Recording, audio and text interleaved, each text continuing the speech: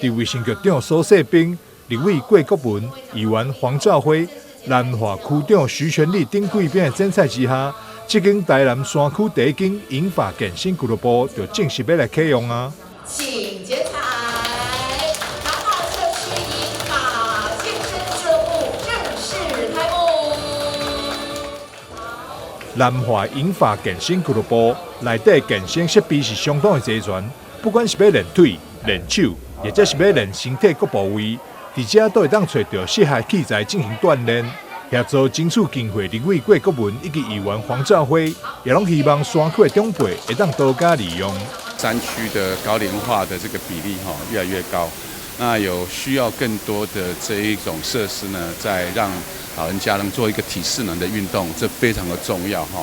我们不但是要活得长寿，更要活得健康。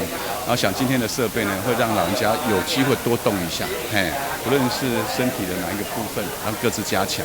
然后呢，除了在这边可以做一个体适能运动之外，在家还有一个紧急连线的一个装置。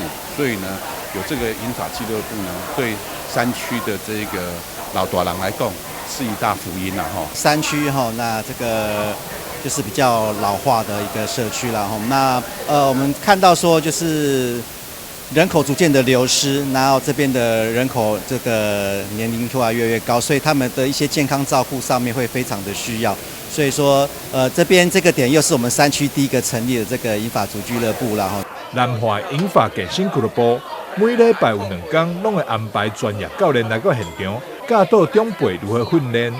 这个专业教练呢，他会来一个礼拜会来固定的会有几次，2次以上嘛，这个是固定的。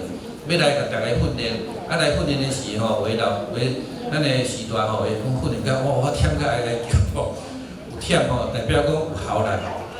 咱拄则局长你甲大家讲，这个是要训练肌耐力。